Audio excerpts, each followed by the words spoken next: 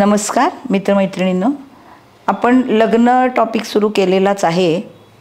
आता मी तुम्हाला लग्न कुंडलीतल्या लग्न टॉपिकमधल्या अजून अनुषंगिक 2 गोष्टी सांगणार आणि त्यानंतर आपण एक एक लग्न रास कशी काय काय दाखवते, काय काय दिसतं ते बघूया. पहिलं, कुंडलीमध्ये असलेला जो चंद्र आहे, हा चंद्र म्हणजे आपली रास आहे, म्हणजे आपलं मन आहे. चंद्रमा मनसो जातः. चंद्र हा मनाचा कारक आहे. तो माणसाची वागणूक म्हणजे विचार करण्याची पद्धत दाखवतो. ज्या राशीमध्ये चंद्र, त्या राशीचा स्वभाव, त्या राशीचे गुण, त्या राशीचे अवगुण हे त्या स्वभावामध्ये असतात. अनुवंशिकता असते. आणि चंद्र हा जलाचा कारक आहे, सौम्य आणि कोमल ग्रह आहे. चंद्र म्हणजे स्वतःचं राहतं घर आणि सर्वात महत्त्वाचं, चंद्र म्हणजे आई आणि आईचं दूध. कुठल्याही राशीतला चंद्र असो, तो आईशी नातं दाखवतो. दुसरा, कुंडलीतला चंद्रा इतकाच महत्त्वाचा ग्रह म्हणजे रवी. चंद्र हा जसा मनाचा कारक आहे, प्रत्येकाच्या कुंडलीमधला त्या माणसाच्या मनाचा कारक आहे, तसा रवी हा निसर्ग कुंडलीप्रमाणे मुळातच नैसर्गिकच आत्म्याचा कारक आहे. माणसाचा आत्मा, इच्छाशक्ती, प्रेरणा म्हणजे रवी हा आत्मतेजाचा कारक आहे. आपण गीतेमध्ये पाहिलंय, नैनम छंदंती शस्त्राणी, म्हणजे आत्म्याला आपण शस्त्रांनी मारू शकत नाही, आपण त्याला बुडवू शकत नाही, आपण त्याला वाळवू शकत नाही. इतका तो कायम असणारी गोष्ट आहे. आपल्या शरीरामधून आत्मा बाहेर पडतो जेव्हा शरीर निष्प्राण होतं आणि तो आत्मा दुसऱ्या शरीरात प्रवेश करतो. आणि आपल्या ॲस्ट्रॉलॉजीचा मूळ विचार किंवा आपल्या धर्मग्रंथांचा किंवा गीतेचा मूळ विचार हा सर्वाप्रती एकच आत्मा आहे. आपल्या शरीरातला आत्मा म्हणजे आपला प्राण हा ब्रह्मदेवाच्या प्राणाचा अंश आहे, ज्याला आपण आत्मा असं म्हणतो. त्यामुळे व्यक्तिमत्वामध्ये रवी ज्या राशीमध्ये, ज्या स्थानामध्ये आहे, त्या भावाप्रमाणे रवीचा परिणाम माणसाच्या व्यक्तिमत्वामध्ये कसा घडेल हे दिसतं.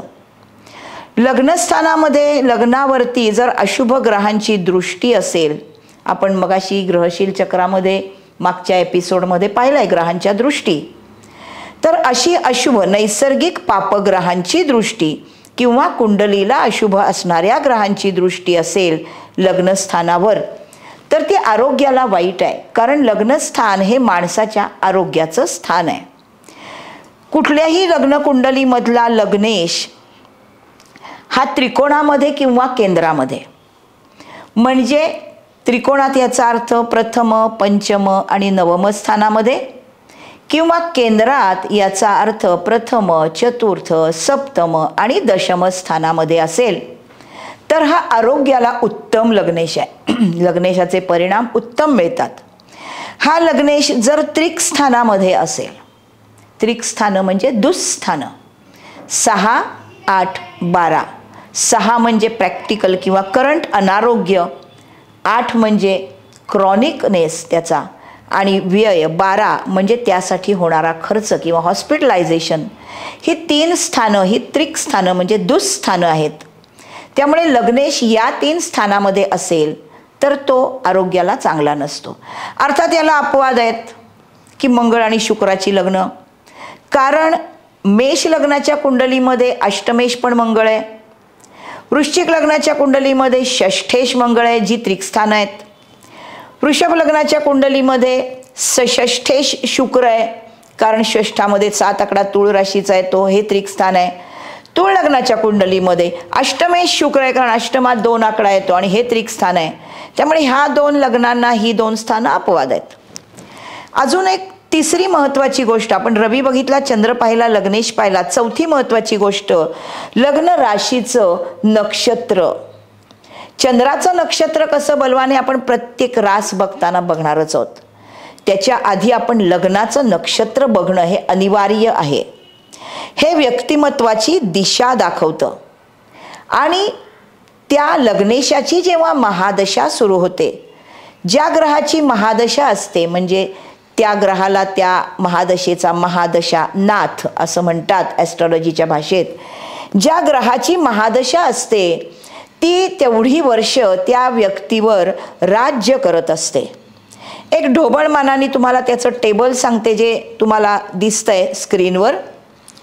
मेष लग्न असेल तर याचा स्वामी मंगळ आहे आणि मंगळाचं वय आहे 14, 28, 42 या पट्टीमध्ये. जर वृषभ लग्न असेल तर लग्नेश शुक्र आहे.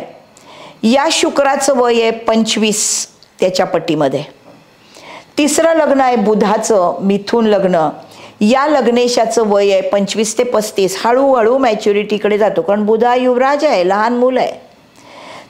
चौथं लग्न आहे कर्क लग्न चंद्राचं. चंद्र 22 ते 24 मध्ये मॅच्युअर होतो. पाचवं लग्न आहे रवीचं. रवी पण 24-25व्या वर्षी मॅच्युअर होतो. त्यानंतरचं 6वं बुध बघितला, 7वा शुक्र बघितला, 8वा मंगळ पाहिला. 9वं लग्न आहे धनु राशीचं. धनु लग्नाचा स्वामी आहे गुरु. गुरु हा 16, 32, 48 असा मॅच्युरिटीकडे जातो. आणि मकर लग्न आहे शनीचं. हा 36 वर्षानंतर मॅच्युअर होतो. कुंभ पण शनी आहे, मीन पण गुरु आहे, हे आपण पाहिले. ही यांची मॅच्युरिटीची वर्ष आहेत. त्यामुळे ह्या लग्न कुंडलीमध्ये ही लग्न असताना माणसाचं लग्न त्या ग्रहाच्या लग्नेशाच्या वयामध्ये मॅच्युरिटीकडे म्हणजे सेटलमेंटकडे जातं असं ढोबळमानाने दिसतं. प्रोव्हायडेड लग्नेश कुंडलीत शुभ आहे. तो अशुभ असेल तर काय करायचं हे उपाय असतात. अग्नितत्वाच्या राशींची लग्न असतात. ती माणसं अतिशय उत्साही, आशावादी, मित्रत्वानी वागणारी, ड्युटी बाउंड. पृथ्वीत म्हणजे मेष सिंह धनु लग्नाची. पृथ्वी तत्वाच्या राशींची लग्न म्हणजे वृषभ कन्या मकर राशीची लग्न. ही माणसं अतिशय गंभीर, थोडीशी शायच म्हणा, अतिशय प्रॅक्टिकल, गंभीर आणि सुरक्षितता हा मंत्र असतो जगण्याचा. रिस्क घेणं त्यांना अजिबात आवडत नाही. तिसरं लग्न आहे वायुतत्वाच्या मिथुन तुळ कुंभ राशीची लग्न. ह्या अतिशय उत्तम कम्युनिकेटर, मित्रत्वाच्या पण ज्ञानाला महत्त्व देणाऱ्या आणि महत्त्वाकांक्षांना महत्त्व देणाऱ्या, आयुष्य समरसून जगणाऱ्या पण फार कुणामध्ये न गुंतणाऱ्या. चौथे लग्न राशी आहेत कर्क वृश्चिक मीन. या स्वतःला जपणाऱ्या, अतिशय मानसिकता त्यांची तरल असणाऱ्या, भावनांना महत्त्व देणाऱ्या आणि शक्यतो जगापासून अलूफ, फार कुणामध्ये तिथे मध्ये मध्ये बोलायला, मध्ये मध्ये गोंडा गोळायला अजिबात त्यांना फारसं कुणामध्ये जाऊन मिसळणं आणि अति कुणाच्या मध्ये जाणं हे त्यांना अजिबातच नको असतं. या भावनात्मक खूप आहेत पण सारखा चोंबाळा त्यांना आवडत नाही, जरा अलूफच राहतात. अशी सर्वसाधारण आपण 12 लग्नांचे स्वभाव सर्वसाधारण बघितलेत. आता यानंतर एक लग्न पुढच्या एपिसोडमध्ये आपण बघणार आहोत जे डिटेल नक्षत्राप्रमाणे आपल्याला दिसणार आहे. राशीचा स्वामी म्हणून लग्नेश कसं काम करतो आणि तो नक्षत्रातनं कसं काम करतो आणि कुठल्या कुठल्या त्रिकोणात गेला लग्नेश तर कसं काम करतो, कसं दिसतं हे लग्न, हे आपण पर्टिक्युलरली बघणार आहोत. तोपर्यंत आपलं लग्न कुठलं आहे आणि तो कुठल्या तत्वाचं आहे, आपल्या स्वभावामध्ये काय दिसतं, रवी कुठे आहे, चंद्र कुठे आहे, जरा बघून ठेवा. तुम्हाला पटपट कळेल आपलं लग्न कसं वागतं. भयंकर इंटरेस्टिंग विषय आहे हा. आपण लोकांचा कसं दिसतो हे तुम्हाला स्वतःच्या आरशात बघता येणार आहे, नाही का? Bye bye.